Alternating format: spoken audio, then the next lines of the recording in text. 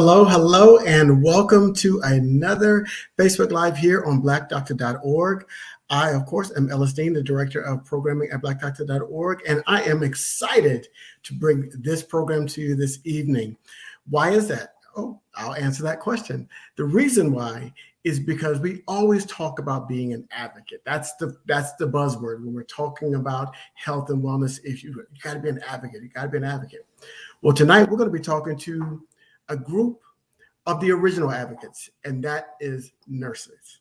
And so we talk about the doctors and we talk about the patients being an advocate, but we don't talk about the original advocates, the Native American advocates, first on the scene, and that is our nurses. And so we have a wonderful guest from the Black Nurse Collaborative to talk about nursing and what we can do in order to get more people of color in nursing and other challenges that the nursing profession is taking. But before I get you to do that, before we get to that, a couple of things I need for you to do. First, I need you to let us know where you're watching from. We like to know where people are watching us from all over the world. So if you would drop your city and state right there in the comment section, or your country of origin, drop it in the comment section. We'll give you a shout out because we like to know that. Number two, if you know somebody that needs this information, if you have a nurse or somebody thinking about being a nurse, or anybody that needs to learn more about nursing or advocacy, tag them or share this on your page so we can get this out to as many people as possible. We need your help to get that done. And then finally, if you have any questions, also drop those in the comments, because this show is all about you getting your questions asked and answered. And so that's what we're here for. So I think I've done all of the particulars, Dr. Gigi. So welcome. Thank you. Good evening, everybody. I am especially excited because I've known this young lady since she was a baby nurse, which speaks to her age as well as my age. But in all seriousness, just like with most women-led, women-dominant fields, I don't think, give the respect and honor and really lift up the real people that do the work in terms of taking care of patients, and that is our nursing colleagues, and they are colleagues. You know that I joke about pyramids, and I love my pyramids, but there's really no place for them in caring for the patient, the family, the communities at the center, and we're all spokes on a wheel. So let me tell you about this young lady, Ms. Midi. She is, first of all, she's a beautiful spirit. Which I think you can see in terms of her physical appearance, and then you will get to hear and experience firsthand. And she is the person she founded the Black Nurse Collaborative as well. And I had the honor and pleasure of going to the very first summit, which was held at Howard University, and got to meet some incredible people. I think there were like 200 people that were there, and they're doing some dynamic and dynamite stuff. But she's also a leader in the community in terms of DC Council, and she's going to talk about what her role is there. But she has been somebody that lifts other people up, is an advocate, not just for the patients and their family, which is, of course, first and foremost, but also for the people that she works with that maybe don't have that voice in terms of lifting them up in their careers. So with that introduction, and you can pay me later, really, in all seriousness, I'm so delighted and so happy to have you. Can you introduce yourself and just tell us a little bit about yourself? The check is in the mail, Dr. Gigi. So first and foremost, thank you so much for having me, and good evening to you too, Mr. Ellis Dean. It is an honor and a privilege whenever you have an opportunity to share someone else's platform. So I just simply want to say thank you. You said it all. The only other thing that I would add, quite frankly, Dr. Gigi, is I'm also Anthony's mom. That's my biggest claim to fame. And I want to also always give honor and thanks to my husband, Tony Barnelli, who without them both, I would not be able to do the work that I do. So as you alluded to, yes, I'm the president and founder and CEO of the Black Nurse Collaborative, an amazing conglomerate of phenomenal Black nursing leaders from bedside to the boardroom. Also, I do serve as chair of the DC Board of Nursing here in the District of Columbia, and also have the opportunity to serve as the one of the Ward 5 Democratic Committee women, and a couple of other nonprofit social justice-based organizations. So I'm just grateful to be here and to share as you said, Mr. Dean, in your introduction, yes, nurses are the original advocates. And so I'm just grateful to be here and share with you all this evening. By the way, that was my title that he borrowed. Oh, I'm sorry. No, he said it, but I said the original advocates because as somebody who has been in the healthcare system, and I will just share when I had my reconstructive surgery for my breast cancer, whatever, almost 20 years ago now, I got to experience firsthand the love and the care of the nurses. I mean, I tell you, I call you angels on earth because it is true. First of all, you're always there. And you're healing. I mean, I think definitely more so than doctors in general. I'm not indicting all doctors. I mean, I'm one myself, but I think that your whole lens and your whole approach, including really being mindful of the social determinants of health before it was even a thing. So, can you talk a little bit about what is central to the nursing philosophy? So the first thing I would say is being holistic, right? To your point, Dr. Gigi, when you talk about the social determinants of health, which is pretty much where you live, work, play, and pray, it's important to make sure you understand that all of those things have a direct impact on your health and well-being. Secondly, people need to understand health and wellness are two separate things, because health is being, and obviously I'm preaching to the choir with Dr. Gigi here, but health is when you're absence of a disease process, right? That's when you're quote unquote healthy, but you can still be well and have an illness or disease that you're working through. I choose to offer the lens of wellness is when you're at a state, regardless of what physically is happening, your mind, body, and soul is still in tandem to continue to do the work that you've been put on this earth to do. So you can still be well, even though you might be a diabetic, or you might have another issue that you're managing. I myself have a hypertensive disease right now that I am managing, but I believe I'm a very well person. So with that, I think the core and centrosity of being a nurse is really, as you alluded to in your introduction as well, Dr. Gigi, is nurturing and caring. As a physician yourself, my best friend's an ER doctor. You all are kind of the captains of the ship. You kind of chart the course, you help create a plan of care, but it's the nurses, it's the people on the deck that make sure that boat is going in the correct direction. Shall we not go to the Titanic, right?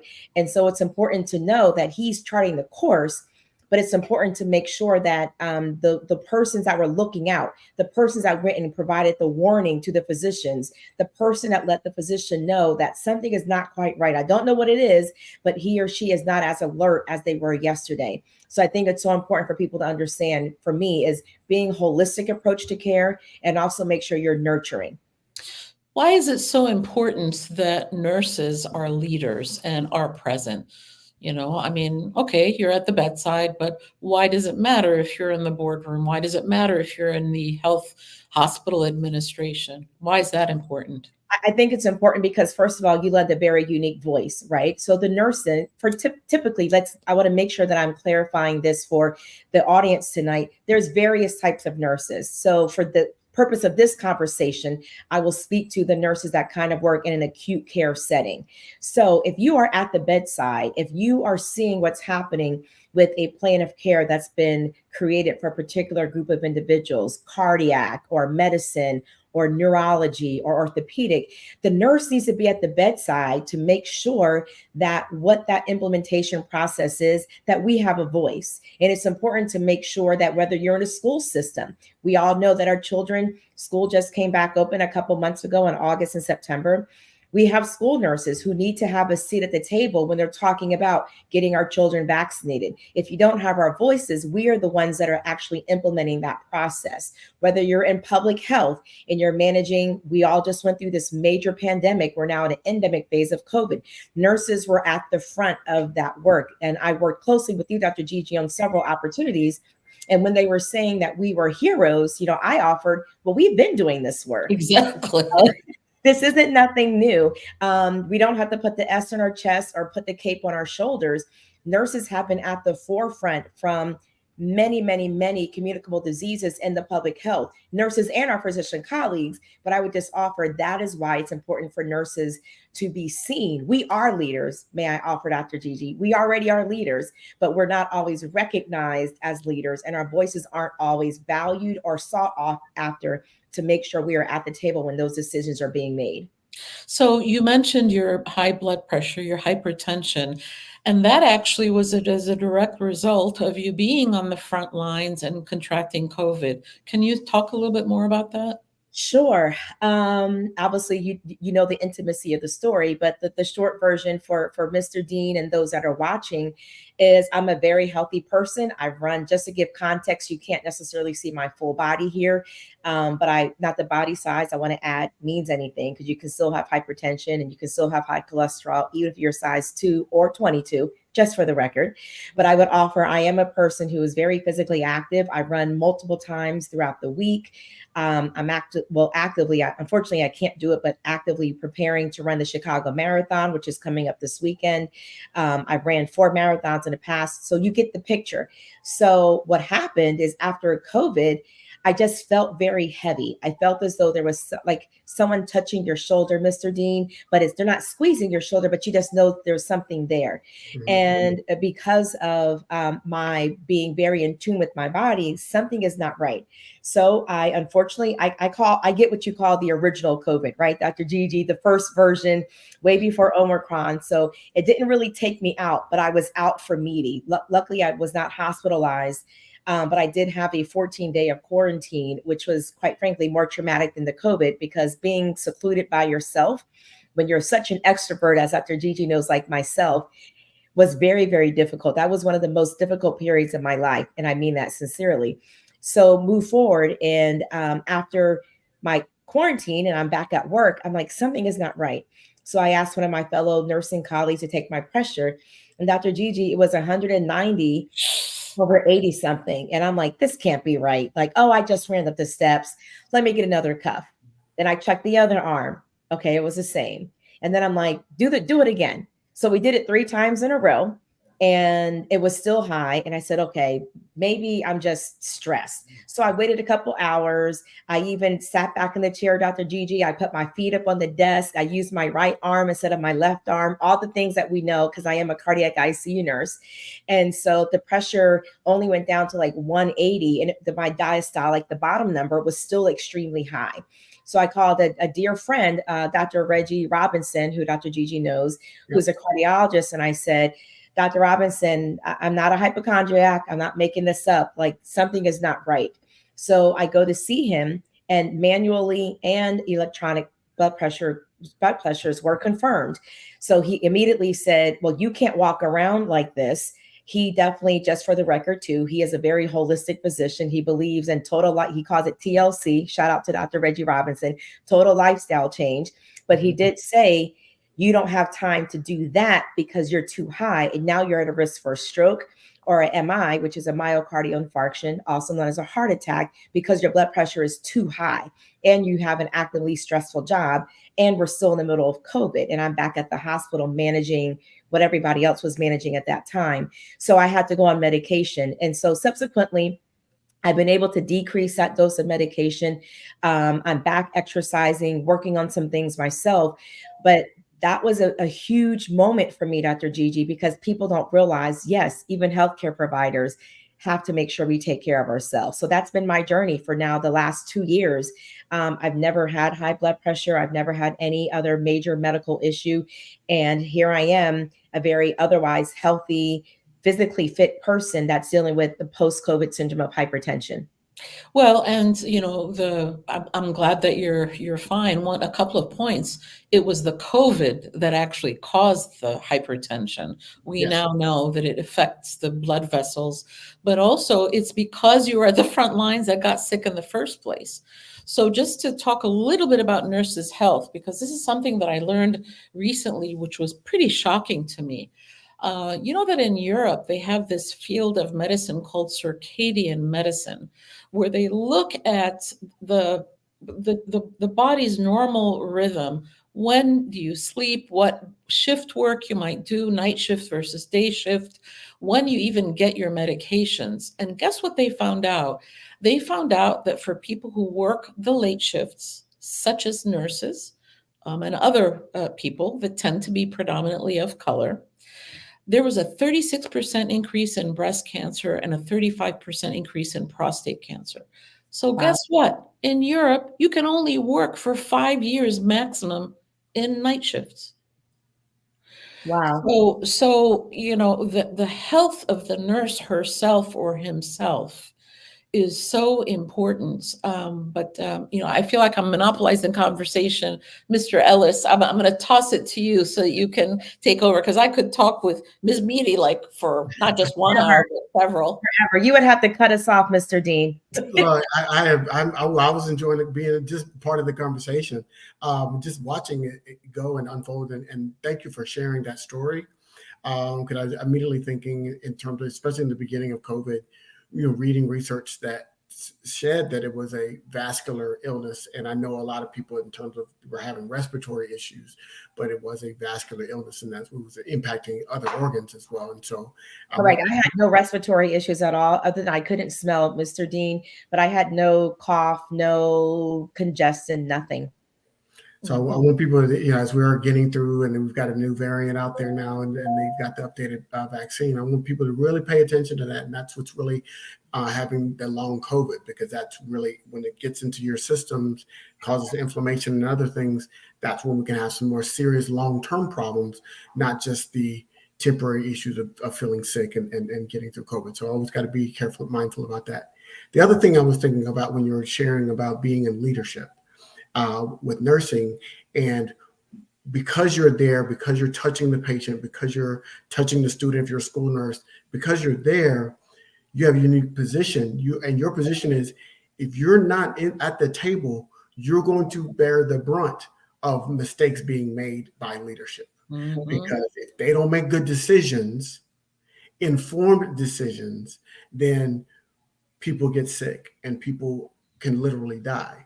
And the nurses are bearing the brunt of that, because they're by the bedside. They're the ones that's talking to the family, giving the family update, answering the phones, things of that nature at the hospital.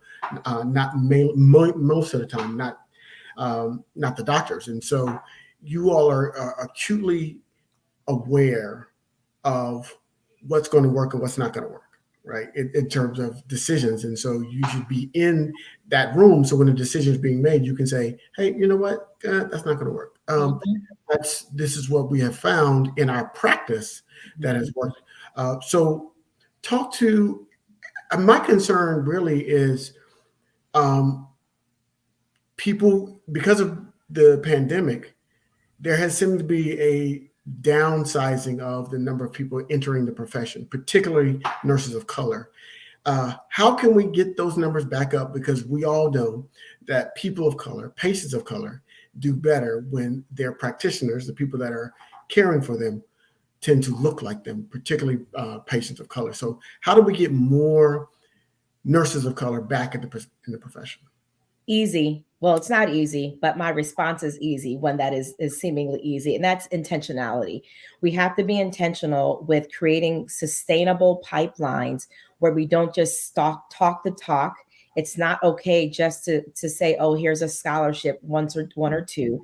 We really have to make substantial, substantive, and sustainable changes with how we look at our healthcare workforce. Primarily for this conversation, because I do want to say, for those that are watching, and I would be remiss if I didn't, as Dr. Gigi knows, all of the healthcare professions, physicians, social workers, physical therapists, OT, all of us are experiencing a very steep decline in enrollment right now.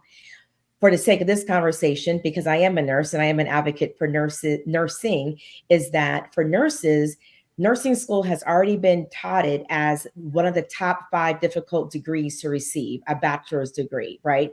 Not necessarily, and one would say more than, molecular biology or physics or something. It is because of the requirement of nursing for the amount of hours, and also our clinical hours, and also the number of papers that we have to write in our undergraduate program. So I just want people to understand that.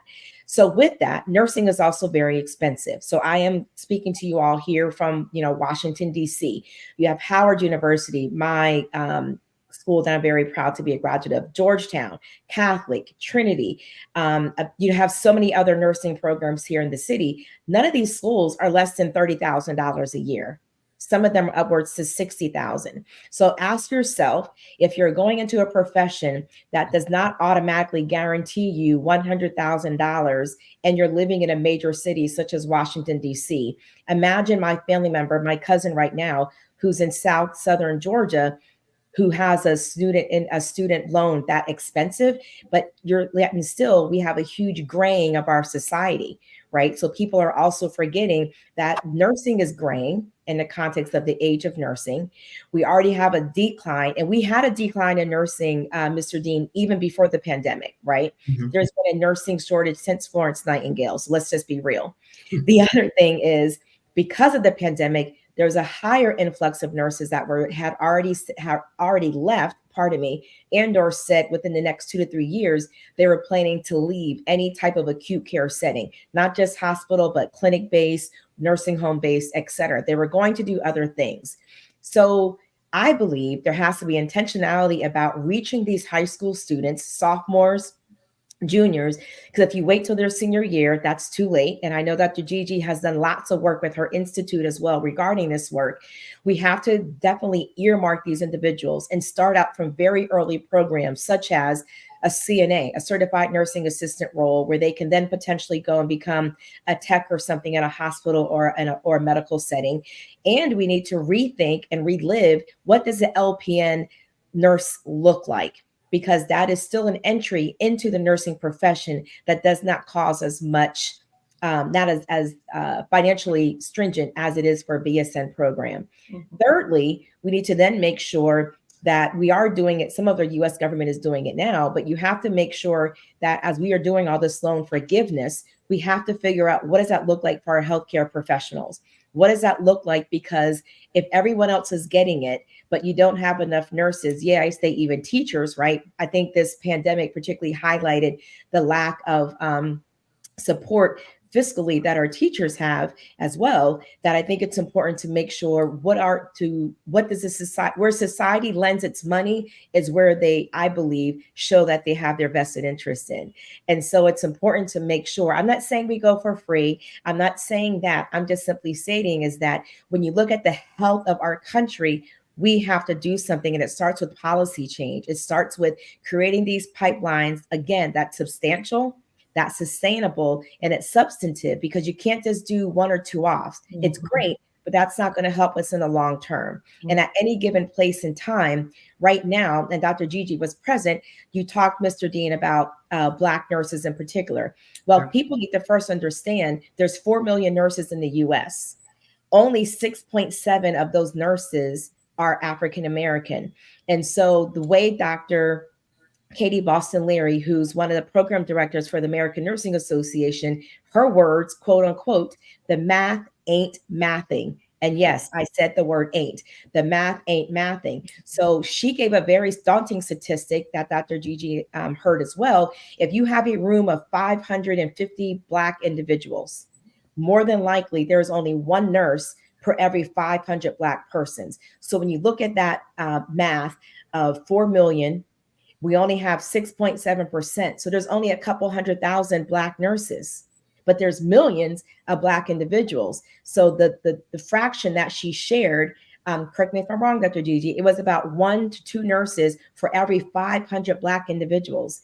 That's not good. And so you can't address health equity, health disparities without addressing what you just said. We already have 50 million studies that show if you are cared for, as you alluded to, by a person who looks like you, whether you're Black, whether you're LGBTQ, whether you're, Native American, whether you're whatever your background is, you're more than, even Asian, you're more than likely to get better culturally competent care. So it is so important to make sure that if that's what we say we want to do, we have to put our money where our mouth is. So that pipeline, again, has to be substantial, sustainable, and substantive to make sure we create and have some financial relief for people to go to nursing school. And might I add, and I'm done, is that we also don't have enough nursing faculty. So even if they did that, we have to ensure that we have nursing faculty that can do that, because there's even a greater shortage of nursing faculty than there are nurses right now. Well, you've brought up so many points that I'd like to kind of expand on. No, very important. So the Rodham Institute, actually, we were part of the founders of the Maryland Regional Direct Services Collaborative. To your point about certified nursing assistants, these are the people that, are in the hospital, are in the clinic, and they were getting $16 an hour. 1 in 3 of them, which are primarily African American women, dropped out of the workforce during COVID because they did not have PPE. 1 in 5, and this is based on, we had commissioned a study, 1 in 5 in DC and Maryland were actually on government subsidies, such as food stamps. So the work that we're doing, it was supposed to, basically, you have to make sure that there are programs that are going to pay enough but don't leave people in a donut hole where they don't qualify for subsidies but are able to make a living wage.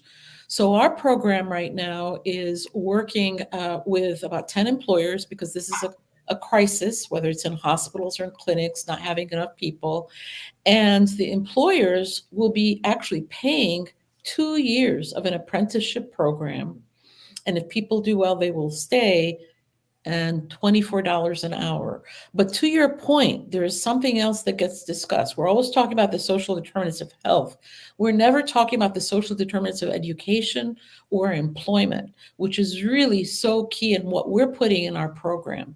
When somebody shows up late to work, let's say work, and they've got to take 3 buses, and the policy is such that, oh, you're late 3 times, that's it, with no understanding and recognition of what it takes and all the other barriers, right?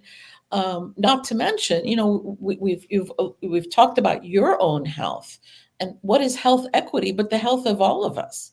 And if nurses are not being supported, Black nurses, and I'd like to ask you, what does it feel like to have the burden of being African American, being a nurse leader, being a nurse, being a mother, being a member of the community, and having to, I don't think our white counterparts have to think about all the issues and that we do when George Floyd and the mass murders happen. We bring that to us in whatever space we're in. So can you speak to that? So Dr. Gigi, I'll answer that question with a quick story. Is that people don't realize, and Martin Luther King, I think one of his best quotes of many that he had, obviously, was, when you have the greatest of all inequities is the inequity in healthcare. I don't know if I have it verbatim, but that was the gist of what he said. And so in his wisdom, what he alluded to is that we're all human. And so if we don't see and value the life, whether it's Black, brown, whatever, that's a problem. I will share with you, Mr. Dean, Dr. Gigi's already heard this story before in our personal conversations. Let's just sit back to, I'm a cardiac ICU nurse. I remember working at said hospital that I was working at the time. And back when Barack Obama was elected, I'm sitting here charting, doing my work. And there was a stack of Washington Post papers, literally, if you all can see my hand, I know I have my little screen in the back, but arm's length away, I'm documenting on my patient. He literally walks up, he picks up the stack of about 6 or 7 posts, and it's like, takes all of the Washington Post papers, Mr. Dean, and at another trash can less than 2-3 feet away from me, he throws all of them in the trash. So I give that as an example, Dr. Gigi, of not only am I worried about myself, and that had nothing, this was years before COVID, right? We Black individuals that are also working in a healthcare, people don't realize the amount of isms, sexism, racism, classism, because there's also a nurse, oh, I'm the nurse, but I'm the doctor, you're the nurse dynamic that we deal with. Then there's a you're female, you're male dynamic. And then you have an additional layer of the color of your skin. So for those counterparts, as you just said, Dr. Gigi, who, oh, I can't believe that happened. No, it did. And in my brilliance, I literally went to the trash can. He was still there. I picked him up and I looked at him and I slammed him as hard as I possibly could back on the table, and I sat down and I proceeded to document without saying a word, but my actions, I think, spoke much louder. You also talked to Dr. Gigi that I believe we, Black nurses in particular, oftentimes absorb the inequities that we see. We see, Mr. Dean, when Dr. Gigi orders a CAT scan on the white patient, but only orders the x-ray, if that, on the Black patient. We see Dr. Gigi, oh, absolutely, let me call your mother or father back, not a problem. And she, as the attending, makes that phone call. But we see Dr. Gigi tell the nurse, oh, just tell them I'll be back later for the Black patient. That happens just as early as yesterday, where I currently reside. There's a particular patient that we were waiting to determine whether or not the surgeon was going to do surgery. The patient was upset. He was a young Black man who was shot, unfortunately. And I do just want to say, for a point of legal purposes, I am not representing in this show where I work. So if you know me, clearly you can Google me and find out where I work. I love where I work. I'm just saying, as an example, where that healthcare provider would not have left me or Dr. Gigi unknowing of what our plan of care was going to be for 2 days. Because Dr. Gigi and I, being a physician, me being a nurse, I would have advocated and asked those right questions. Because this patient, Mr. Dean, was not a medical professional. He was a young Black gentleman. He did have dreads. He did have locks. He did have tattoos all over. Who am I to pass judgment? So when I go into the room, I said to, said physician, we need to know within the next hour, are you doing surgery tomorrow or Friday, or is he going to go home and come back? But we do need to have a plan. To have him sitting there not knowing is not acceptable. Oh, you're right. But it took me saying that just yesterday to advocate for this young Black man who, in his inability to politically correctly advocate and share his frustrations, he had a few choice words.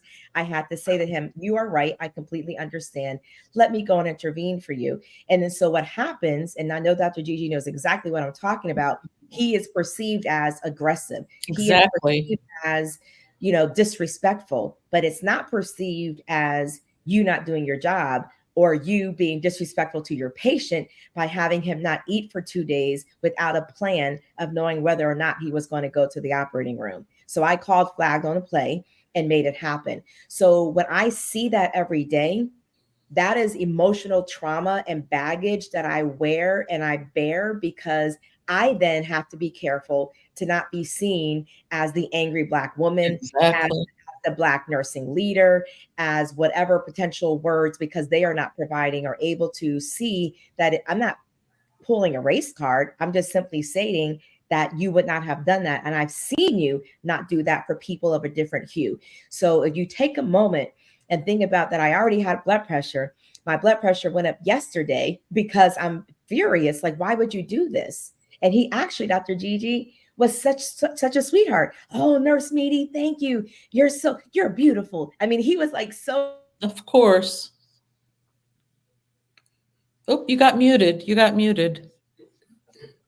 there you go. Yeah, she muted herself. Yeah, you muted yourself accidentally. Okay. Oh. Yeah. There you go. Yay. Yeah, we can hear you. Oh, but now I can't hear you. That's weird. Yeah. No, we can hear you. That's weird. Let me try. No, you know what you may have done? Sometimes this happens to me. Turn up the volume on your actual computer, because you may have hit it, especially if it's a Mac. Just go to the mechanical volume. I don't know how to describe it. If you have a Mac, just raise the actual volume, because I have a feeling you may have hit it by accident. Oh, she's going to log back in. Okay. That's okay. When we come back, I'd love to also hear about her journey as a nurse in terms of her educational path. But what she speaks about is so true. I mean, and one gets, exasperated by always having to fight. And, I had a patient that had tried to kill herself and was in the hospital. Can you speak so we can make sure? Okay, great. and they were going to discharge her. And I'm thinking, okay, so this kind of always being in, some kind of fighting mode, and because it's a whole system. This system was designed to act and have these outcomes, right? But I wanted to kind of back up a little bit, because I want to hear about how you chose nursing. What was your educational kind of ladder like? And why should anybody listening, especially our younger people, think about a career in nursing? Great question, Dr. Gigi. Unfortunately, nursing came to me actually out of trauma. I was 4 years old. My mother died, was diagnosed with ovarian uterine cancer shortly after giving birth to me.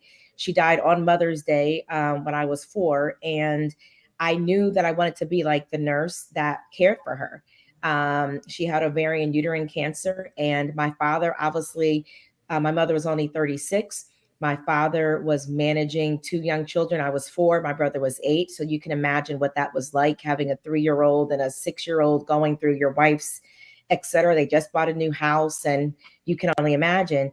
And I just remember my father, who worked at a factory in Pennsylvania, and he was able to call on his lunch breaks and speak to the nurse, and she would give him the updates. Was chemo okay, and did she do okay? Back then, as you know, Dr. Gigi, back in the late 70s and 80s, you were in a hospital when you were getting those treatments. Now you go home and you do chemo outpatient.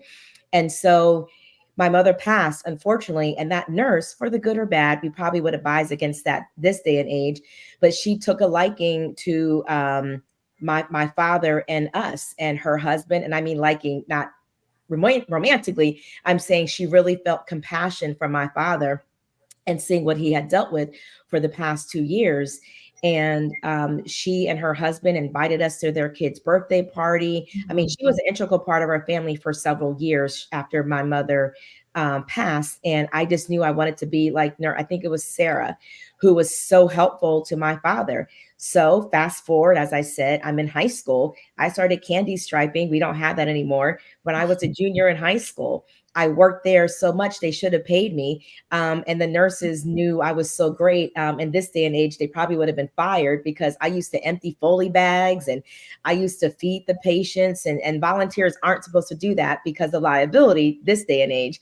And I fell in love with it. And so I knew when I was, when I graduated, I'm going to be a nurse. It wasn't a question. The guidance counselor didn't have to ask me. I then subsequently, being from Eastern Pennsylvania, which is predominantly white area, my family's predominantly all from Georgia. So I actually had the best of both worlds, but I never knew a Black nurse. I didn't know a Black doctor. I didn't know a Black attorney. I didn't have even a Black professor or teacher until I came to Howard University. And so I chose Howard because I looked at those big, thick, barren books, and I looked at the list of alumni, and I was like, wow, I want to go there. I applied to several other schools. Tuskegee actually initially was my first choice, Dr. Gigi, because Tuskegee had the first Black baccalaureate nursing program. But then I realized, my family being from Georgia, I didn't have a desire to be in the deep South, and I didn't want to go to Alabama. So I landed here. Good choice. Just saying. So I landed. It's not. So I landed at Howard University, and I've never left since being here since 1993. Finished my bachelor's degree. I met Dr. Gigi when I was just a tech. I wasn't even a baby nurse yet. I was a tech working in a hospital. I worked multiple hours, multiple jobs to, again, get myself through school with some of my father's financial help as much as he could. Finally graduated from Howard. I worked, I became a cardiac ICU nurse, which I absolutely love and adore. And I just, honestly, it was serendipitous. I am unapologetically a person of faith. And I will tell you that I had many professional mountains, some hills, some little roadblocks that I overcame. And here I am today, being the chair of the DC Board of Nursing, being a voice of nursing, creating a phenomenal nursing organization of nursing leaders, being on national stages, and just really propelling myself. I then went back to school a couple of years ago to get my master's in nursing administration and leadership. And I just applied, put my application in, Dr. Gigi, for my doctorate degree in nursing. So in the next, hopefully 2 years or so, you can call me Dr. Nurse Meaty. I love it. I'm so proud of you. So You're going to make me cry, because I did know you. What were you, 19? Yeah, Look, and yeah, I I was. was look, and I was just 21. Actually, It's I was. amazing. Actually, I You know you I was you 20. I think I just turned 20 because I you got married. missed that. I said I was 21. So you actually met me when I was probably just around 20 because I got married at 24 and I was working there for a few years before I got married. Wow, So, wow. yep. Yeah, so proud of you, really. And I want to ask you, what made you start and establish the Black Nurses Collaborative? Why was that so important? That also for me was where your passion is, your heart is, go for it. I wanted to create community, Dr. Gigi. When I look back over my career, every single nursing job that I received was because of another Black nurse. From when I was a tech to when I got my first job, when I passed my RN, my boards, and my first job at that particular hospital, my two other subsequent leadership jobs was because of another Black nurse. Being pushed and propelled, going back to graduate school, having Black mentors, that was a rationale. I had the blessed opportunity to be chosen by Mayor Muriel Bowser here in DC to be a presidential elector, Mr. Ellis. And 2020 during that election, it was very monumentous. It was year 2020, the year of the nurse, the 200th anniversary year of Florence Nightingale. We all know it was a very, regardless of what side of the aisle you're on, it was a very debated season in our political climate here in the US. Whether you liked her or not, it was awesome to know that our country can vote for a woman of color to be second in charge of our country, regardless of your political persuasion. And so Kamala Harris, our VP, was a Howard grad. I'm a Howard grad. She's a member of one of the D9 organizations, AKA I'm also a Delta. It was really just serendipitous. And so I had the opportunity to invite some nurses to the Christmas tree White House lighting that winter. And when I did, Dr. Gigi, I looked around and like, oh my God, that's nurse so-and-so. She's the executive director of this. Wow, that's so-and-so. She's in charge of the cardiac EP cath lab. Wow. So I looked and I realized I am sitting amongst nursing excellence, brilliance. And I brought them all together. We got to do this again. And we got to figure out how we can like do something in our a sense of urgency. So no disrespect to any of our other amazing Black nursing organizations in which I'm a part of. I believe and know that the differentiation for us is I use the word urgency and intention. We don't have to wait till the next big meeting to get active. When Dr. Gigi calls me and says, Meaty, can you all do this? I can simply say yes. And so, and because we're smaller, we're right almost at 100 individuals soon, we're able to make those impact. And we now have individuals that are nationwide, members in California. We have members from Chicago. We have members in Florida, North Carolina. We have a member in West Virginia. Obviously, primarily we're here in the DMV, the DC, Maryland, Virginia area for those that are watching. But we have members all over. So I'm so excited and blessed and honored to lead this organization. So please share with me, what are Hold you on, doing? Dr. Oh, I'm Gigi. sorry. I'm sorry. I want everybody to reach out their hand to the computer and pray for the nurses in Florida for what they're going through down there. Look, send out some prayers for all the nurses. If you Black in Florida, I'm praying for you right now. That's it. So true. No, it's so true.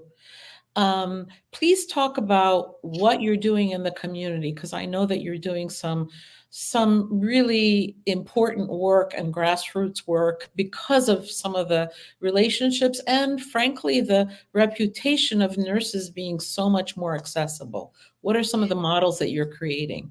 So one of the first models is creating what I call like the call phone a peer. So I have the blessed opportunity, for example, to get a nursing executive level position that I'll be taking soon. And guess what? Within the Black Nurse Collaborative, I have 7 Black chief nurse officers. And so I'm able to simply pick up the phone and say, hey, Nurse Ellisteen, CNO at so-and-so hospital, I'm getting ready to go through this joint commission issue or this nursing union issue. Can you help out up here? That's number one. Secondly, about simply just basically addressing and having community. Because of like the stories that I just recently shared, there's no place really for nurses to vent. I can go home and vent to my husband, Dr. Gigi, who you met, but he doesn't really know what it is for nursing because he is a professional, but he doesn't know what it means to deal with this when you're actively caring for somebody's life and you're still managing. Somebody just died today, and then you're still experiencing this. So we want to create community. The other model was also scholarships. As you're aware, we're giving away scholarships to not only, we already given away a $5,000 scholarship to a BSN program, Bachelor's of Science in Nursing program at an HBCU. We've done so at Albany State. We have our first Black nursing scholarship there. We're also doing one, when you spoke about the pipeline, Dr. Gigi, is for one of a local DMV young woman or male who's graduated from a program who wants to go to an ADN. That's an associate's degree. So those nurses that might go to one of the local community colleges, we're preparing and presenting a scholarship actually next month in November. Also, we're going to, in the future, work and figure out how can we create pipelines and partnerships with CNA programs so that way they can see a path forward, because you can't just create it, you have to show them and light it up, right, Mr. Dean? It's easy to have the path. Certified nursing assistant for people that don't know what that is. Yes, I'm sorry, certified nurse. Yeah, nursing loves the alphabet, so I apologize. Loves the alphabet. So CNA is a certified nursing assistant, which oftentimes is that entryway into the profession as well. And so, Dr. Gigi, in the community, outside of multiple COVID clinics, hypertension clinics, we're there providing education. One of the biggest things that I've learned also is not, people think health literacy only impacts those that are lower on the socioeconomic realm. There's people like me, you, Dr. Dean, Mr. Dean here, that don't realize the impact of hypertension. I've shared this story in 20 seconds, Mr. Dean. I attended a wonderful organization that serves predominantly Black influential women. And I would just say, you got a lot of mink coats, you got a lot of St. John knits outfit. And so I'm there doing blood pressure screenings. And I personally did about 30 individuals. And I told Dr. Gigi, probably half of them were all hypertensive. 2 people, I said, please go to your doctor, please leave here and go to an urgent care and emergency room, because their blood pressure was like mine, 180 over something. Oh, I didn't take my medicine.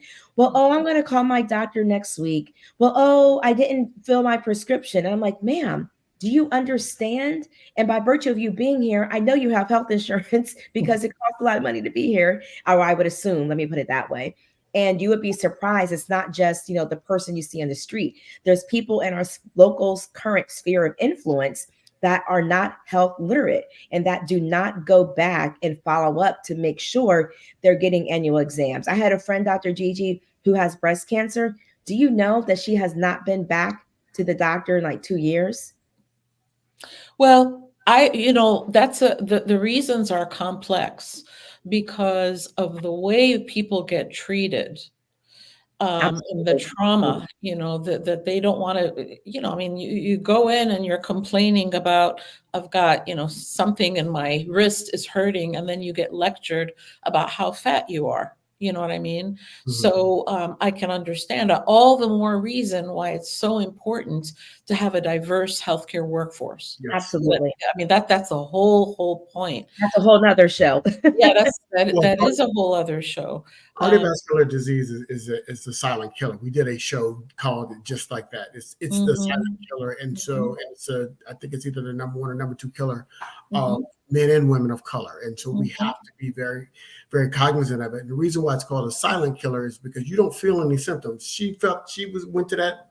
She put her nice little St. John on and her nice Louboutins, her red bottoms, whatever she was wearing on her feet, and she was stepping out, and she didn't realize how close she was to potentially having a heart attack, potentially having a stroke, potentially having some other event as a result, or eventually ending up on dialysis as a result, because that hypertension it's the number one and number 2 cause of chronic kidney disease. And so we have to be cognizant of. That's why we do these type of programs, so people can understand the ramifications. The other thing that we're doing on the and Mr. Dean, if I could just quickly add to that, that's why people need to hear my message, because I am healthy. I am a nurse. I do look like you. I do work out, but I still have a hypertensive issue. And so the people need to understand it's not just the overweight person. It's not just take and value your health as much as you possibly can. So thank you for sharing that, because the messenger is sometimes more important than the message, because people won't hear the message depending upon who the messenger is. Absolutely. Absolutely. And so I love the fact that I think it's really important that, in terms of our careers, in terms of those pipelines. And so when you're talking about each one of those initiatives that your organization is doing, I love the fact that you have multiple pipelines and you're trying to create multiple pipelines for people of color in particular to get in, because those barriers, and we can go into, there's a whole lot of history behind the barriers of getting into higher education. And I can say Double R kind of kicked it off when he was governor of California. So you can look that up as well. That's the history of it. Yeah. Another show. Yep. That's a whole sermon right there. But I'm just going to say that there was some bias in there. And so in terms of creating barriers for entry for people of color and people of the wrong, it's deliberately set up that way. Yes. So we should not be surprised at the outcomes if that's absolutely the structure, right? My question for you, media, is this. You are primarily a caretaker. Who takes care of the caretaker? Great question. Great question. And I'm going to answer that, but I want to also share, because I'm super proud about what the Black Nurse Collaborative is doing. And Dr. Gigi, who's soon to be on our board of advisors, I haven't had a chance to tell her, we are also going to and having a mission trip in Jamaica. And we also are going to in 2024. And we are also going to start our first international scholarship to support our Black brothers and sisters that are in the diaspora in Jamaica, because the number one killer that you just said, Mr. Dean, in Jamaica is actually stroke due to cardiovascular disease. And so I'm super proud to say that we are already in the works, in the planning stages, to have a mission trip with Dr. Lila McCaney. She is the director of the Jamaican Nursing Council there. And so we're excited for that work to come. So we'll be there. I might drag Dr. Gigi down there with us. And hey, Jamaica, come in. It'll be a couple of days of work, Dr. Gigi, but we're going to being with you, that's not work to me. We're going to have a day or two. But to answer your question, Mr. Dean, I just want to be very transparent. Sometimes I fail at that. Sometimes I don't do, because I'm such a servant leader. Sometimes I have not done the best of caring for myself because I'm so worried about others. I now have a professional coach. I have a mental health person that I go to weekly. And I want to also put that out there. He asks me every Monday and he reminds me, what are you doing? Are you taking care of yourself? Are you resting? He holds me accountable. He helps make sure that I'm spending intentional time with my husband and my son, who gives so much to let me give so much to others.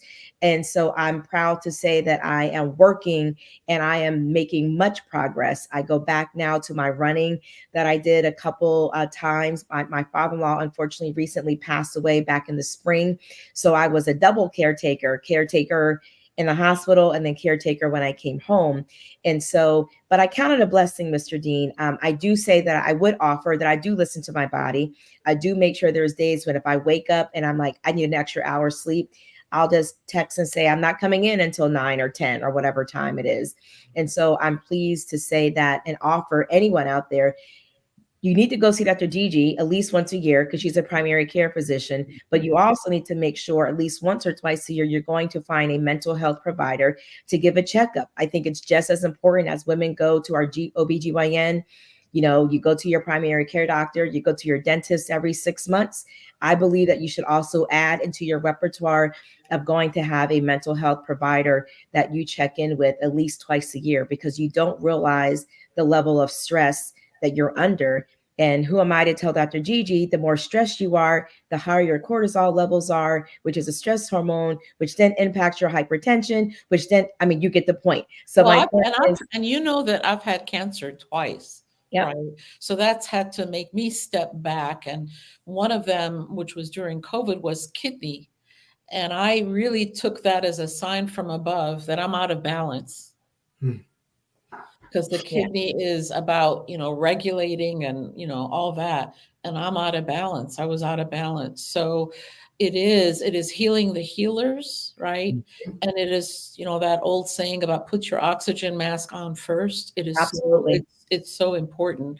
I wanted to come back though, if we could do full circle about the captain of the ship, because I want to, do you know how geese fly the 3,000 miles each way? They Yeah. have a different goose leading. It's never the same goose. So in my world, I mean, yeah, I'd be happy to lead in some setting, but I think you should lead in some other setting. We are spokes on a wheel. No, I'm serious about that. All kidding aside, because our model is flawed. It's not working, you know. Well, Dr. Gigi, the problem is because they see nursing financially as a cost center and not as a revenue generator. And so Well, that right there is part of the model too. Nurses are not seen like our physician counterparts and our surgeons, as you know, that churn the wheel in the hospital. I see your eyes, Mr. Dean.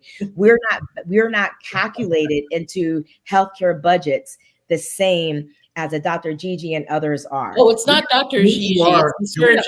It's Not the Dr. Gigi. surgeons. Yeah, I'm saying, you are, but you're calculated with an eye roll. And so I remember here in Atlanta when our Grady Hospital, I don't know if you're familiar with Grady Hospital. I went to Morehouse. And I worked there. Yeah. Okay. So I worked there when they were going through all those cutbacks and they were laying people off and they were asking me. And I said, well, if you've got direct patient contact, you're not going to be, your job is not in jeopardy. It was all the middle management folks that didn't touch patients.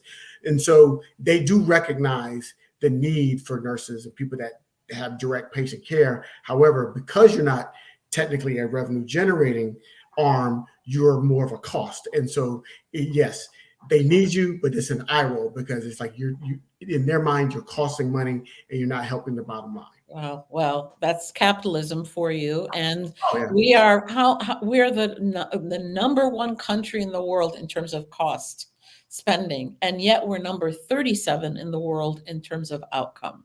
So Absolutely. this is not a system that's working, but that's a whole other show. But we have like 3 shows for you, Mr. Dean. yes, for sure. So we got to have you back so we could for sure.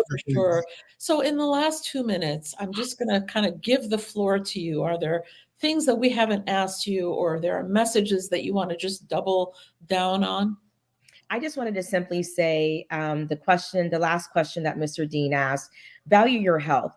No one else can force you or make you to do it. You are truly, as Dr. Gigi was just referring back to, the captain of your ship. You are put on this earth to do and be great. But if you don't take care of you, and I use the phenomenal person that we all know and love because he gave us the iPhones. You know, you have a Steve Jobs and you have people out there, but even with dealing with what he did and being a multimillionaire, that did not preclude him from contracting a horrible cancer and subsequently passing away. Your health matters. You are only as good and great as your health is. Rest, take care of yourself. Call your physician or your practitioner, your nurse practitioner, or whomever. Make sure you are taking time for you. Tomorrow is not promised. Make sure that you have what my friend Melanie says, who's a Melanie Nick, shout out to her. She says, have a medical marriage. As Dr. Gigi said, if you are not in a relationship with your healthcare provider, get into a relationship with somebody who values you and sees you as a person for who you are, and who will take more than 5 or 10 minutes to hear, to listen, and make sure that they help you get to the best of being who you can be, so you can do what you've been put on this earth to do: a mother, father, sister, brother, whatever it is. Nothing else really matters. Lastly, I would say nurses are truly the backbone and the spine of the healthcare profession. We need to be respected as such. We need to continue to command and demand a seat at the table. We need to make sure that our voices are heard, and not just heard, but our recommendations are enacted upon. So to whomever is out there listening, if you have anything to do within healthcare, if you don't have a nurse somewhere in your sphere of influence and or on your board, I challenge you to make sure you do so. I promise you, you won't regret it. And I'm grateful to Dr. Gigi and Mr. Ellis for allowing me to be here on this phenomenal show, blackdoctor.org. I'm amazed just the work that you all do. You can follow me on all social media portals at NurseMediB, the blacknursecollaborative.com. You can go to our website. We're also on LinkedIn, on IG as well. Thank you, Mr. Dean and Dr. Gigi, for having me tonight. What an honor and a privilege. So proud of you. Such an honor to be with you. Please keep doing you and keep bringing along the younger folks and the other people to shine a light on all the great work that you're doing and how you're serving the community. I love you so much, and I'm I so love you proud too. of you. Thank you so much. Love you too, Mr. Dean. We don't want to leave you out of the love circle. It's all good. I love everybody. So yeah. So thank you all for joining us. As you can see, it was a very special show. I was not being hyperbolic at the top of the program when I was doing the introduction. This is going to be very special. When we're talking about it, I'm just going to echo again what Nurse Media B just said, is your health should not be a side dish. It should be part of everything that you do. It should be important. It should be a budget line item. It should not be, I'm trying to no, it should be part of your budgeting, because if you can't breathe, nothing else matters. Mm-hmm. And with that, we'll see you on the next side. Peace out. Thank you, everybody.